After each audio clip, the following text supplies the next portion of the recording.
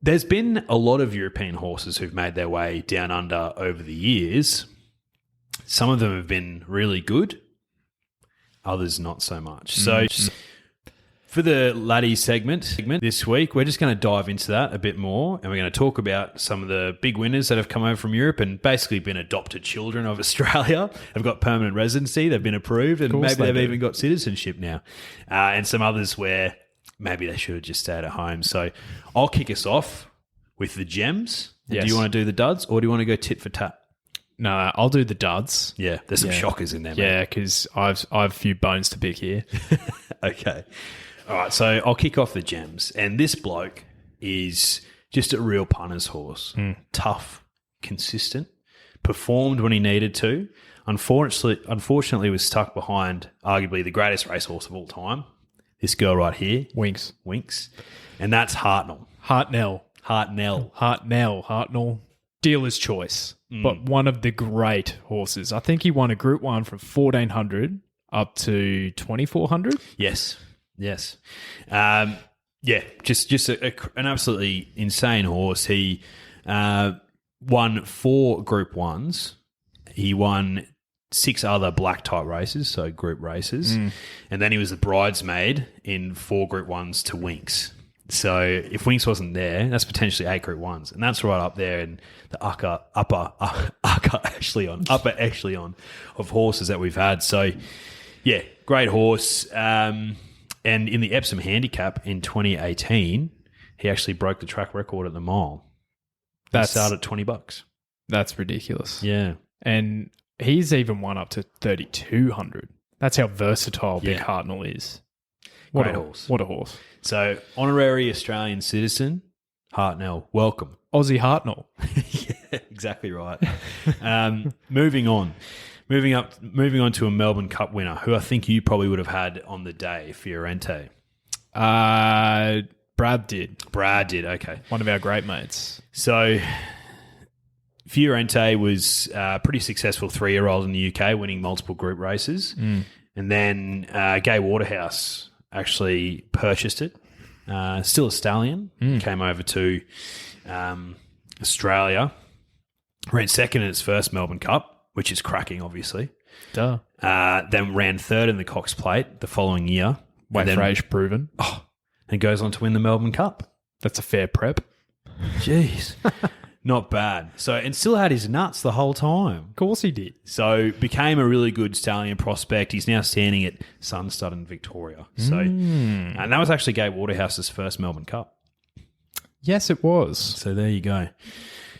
Moving on to a current horse who's still in play at the moment, Sir Dragonet.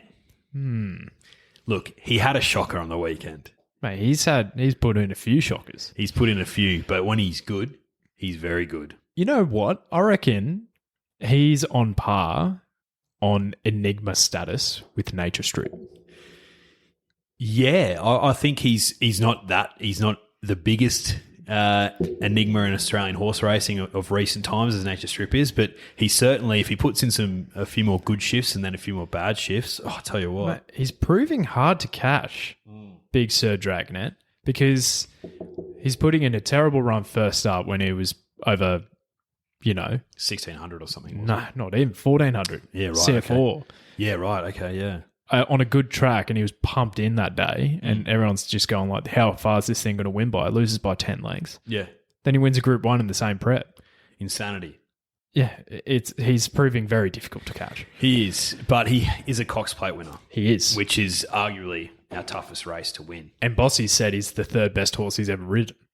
Yeah, I love Bossy's bold statements.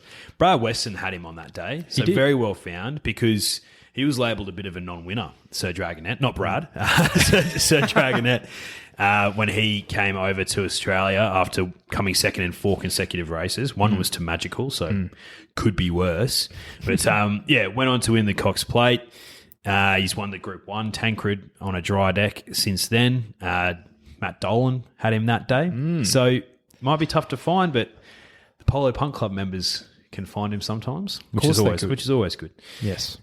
So let's see how he goes in the spring. But that's just a few examples of some good horses to come from Europe in Australia.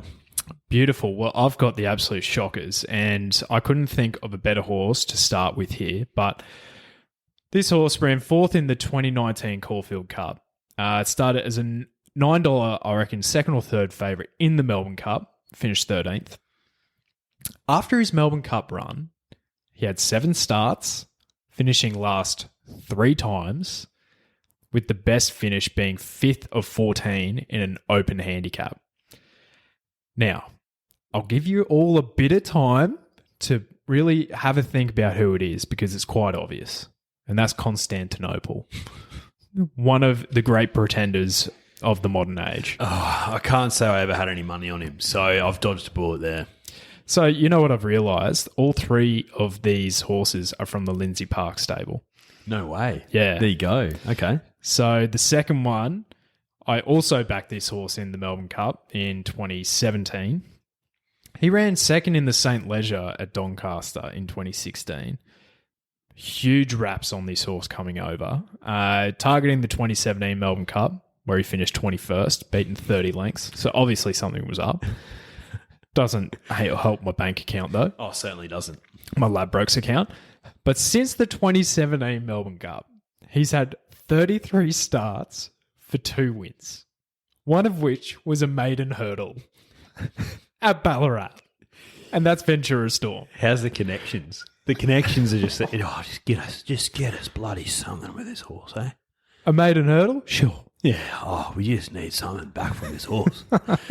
Oh, Ventura Storm, storming home is probably something that's never been uttered. And then the last one. Now, this one was funny. So, obviously, all of these horses are quite recent. Obviously, our memory doesn't go back that many moons. But Muntaha, this horse won the Ebor handicap before coming over to compete in the 2018 Melbourne Cup.